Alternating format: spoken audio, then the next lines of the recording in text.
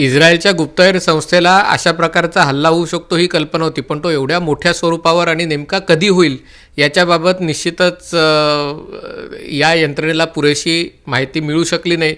ज्या स्तरावर हा हल्ला झाला म्हणजे तो एका अर्थाने 1973 साली झालेलं यॉम किप्पूर युद्ध होतं, जेव्हा इस्रायलवर चहूबाजूनी शेजारी देशांनी हल्ला केला होता. तशा प्रकारचा हल्ला हा झाला होता आणि त्या हल्ल्याची स्केल आणि वेळ ओळखण्यात इस्रायलच्या यंत्रणा कमी पडल्या.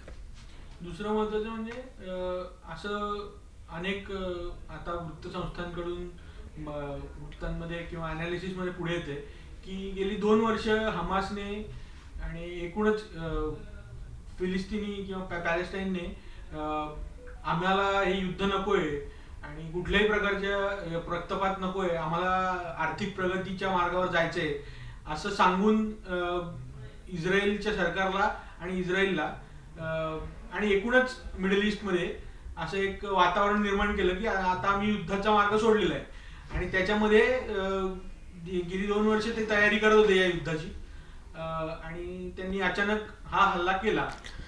अशा आता बातम्या आहेत. म्हणजे आपल्याकडे जसं गनिमी कावा करतात त्या धर्तीवरती हा हल्ला झाला. याबद्दल तुमचं काय? त्याच्यामध्ये पूर्णतः तथ्य नाही आहे, पण हमास गाझापट्टीवर गेल्या 15 वर्षांपासून त्यांची सत्ता आहे आणि जेव्हापासून इस्रायलनी हमासची रॉकेट्स हवेतल्या हवेत उडवणारी यंत्रणा विकसित केली होती आयरन डोम, तेव्हापासून हमासचे इस्रायलवर हल्ला करण्याचं प्रमाण किंवा त्यातल्या यशाचं प्रमाण कमी झालं होतं आणि त्याच्यामुळे अशा प्रकारचे हल्ले कमी झाले होते. आणि वेळोवेळी गाझातल्या लोकांना दिवसा मजुरीसाठी इस्रायलमध्ये यायचे परमिट्स आणि या सगळ्या माध्यमातून तिथे जर आर्थिक सुबत्ता नांदली तर अशा प्रकारचे हल्ले होणार नाहीत असा विचार केला गेला होता. आणि नुकतेच एक अशा प्रकारचा करार काही दिवसापूर्वी करण्यात आला होता ज्याच्यातनं गाझामधनं येणाऱ्यांची संख्या वाढवली होती आणि त्यामुळे असा हल्ला होईल अशी कल्पना नव्हती, कारण त्यांच्या मागण्या मान्य झाल्यावर असा हल्ला केला जाईल असं वाटलं नव्हतं. गेले काही वर्षापासून 2 वर्षापासून जास्त काळापासून इस्रायल आणि गाझापट्टीच्या सीमेवर जे गाझातले लोक होते, पॅलेस्टिनियन लोक आहेत, त्यांच्याकडनं मोठ्या प्रमाणावर शांततामय आंदोलन करण्यात येत होती. त्याच्यामध्ये त्या सीमेच्या पलीकडच्या भागात टायर जाळण्यात होते किंवा मग गॅसच्या फुग्यांना स्फोटकं बांधून अशा प्रकारच्या गोष्टी केल्या जात होत्या.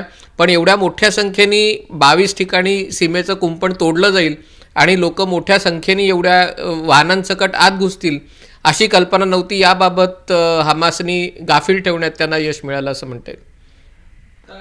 पुढच्या काळात 48 तास साधारण 72 तास आता या घटनेला होऊन गेले आणि हल्ले अजूनही सुरू आहेत, दोन्ही बाजूने हल्ले सुरू आहेत. या पुढच्या काळात जागतिक जिओपॉलिटिक्सवरती आणि एकूणच अर्थव्यवस्थेवर आणि महायुद्धाच्या दिशेने आपण चाललोय असं जे बोललं जातं याबद्दल आपलं काय म्हणणं? या हल्ल्याचे एक 3 पैलू आहेत, त्याच्याकडे मला लक्ष वेधणं आवश्यक आहे. पहिली गोष्ट म्हणजे हमासच्या लोकांनी इस्रायलमध्ये प्रवेश केलेला आहे आणि अजूनही कुंपण अनेक ठिकाणी उघडं आहे सीमेचं आणि त्याच्यातनं लोक येण्याचा प्रयत्न करत आहेत, काही जण यशस्वी होत आहेत. त्यामुळे इस्रायलसाठी सगळ्यात महत्त्वाची गोष्ट आहे की हे जे सगळे हमासचे दहशतवादी आत घुसलेले आहेत त्यांना सगळ्यांना कंठस्नान घालून त्यांचा पूर्ण निपात कसा करता येईल हा पहिला भाग आहे. दुसरा भाग आहे की इस्रायलच्या सीमेपासून जवळजवळ 24 किलोमीटर अंतरापर्यंत काही 6-7 गावं आहेत, शहरं आहेत, ज्याच्यामध्ये त्यांनी तिथल्या घरातल्या लोकांना बंधक बनवून तिकडे हमासचे अतिरेकी आहेत त्या लोकांना कशाप्रकारे एकतर मारता येईल किंवा मग त्यांच्या तावडीतनं या सगळ्या निष्पाप लोकांना सोडवता येईल हा दुसरा भाग झाला. आणि तिसरा भाग आहे की हमासच्या लोकांनी इस्रायलमध्ये प्रवेश करून 100हून जास्त इस्रायली लोकांना पकडून गाझामध्ये नेण्यात आलेलं आहे आणि तिथे त्यांना बंधक म्हणून किंवा ओलीस म्हणून ठेवण्यात आलेलं आहे. त्यांची सुटका कशी करायची हा त्यातला मोठा भाग आहे. पण एक गोष्ट मात्र नक्की आहे की इतिहासात पहिल्यांदाच इस्रायलचे एवढ्या मोठ्या प्रमाणावर नुकसान झालेलं आहे. 700हून जास्त लोक या युद्धात मारली गेलेली आहेत आणि हे जवळपास सगळे लोक हे निष्पाप लोक आहेत. त्यातले काही सैनिक सोडले तर बाकी सगळे निष्पाप साधारण लोक आहेत. जवळजवळ 2,500 लोक जखमी झालेली आहेत आणि इस्रायल याची परतफेड मोठ्या प्रमाणावर करणार आणि मला असं वाटतं इस्रायलनी कारवाई गाझामध्ये सुरू केलेली आहे. मोठ्या संख्येने हमासच्या दहशतवाद्यांना मारण्यात आलेलं आहे, पण ही कारवाई आणखीन पुढचे काही आठवडे चालू शकेल. जर या सगळ्या युद्धामध्ये जर उत्तरेकडून लेबेनॉन मधला हिजबुल्ला नावाची एक आणखीन दहशतवादी संघटना आहे जिला इराणचा पाठिंबा आहे ती याच्यात उतरली किंवा वेस्ट बँकमध्ये म्हणजे जॉर्डन नदीच्या पश्चिमी खोऱ्यात तिथे काही यायला सहभागी लोक झाले तिथले गट, तर याला एक मोठं स्वरूप प्राप्त होईल. पण याच्यातनं विश्वयुद्ध वगैरे हे मला अशा प्रकारचं विश्वयुद्ध सुरू होईल हे मला अतिरंजित वाटतंय.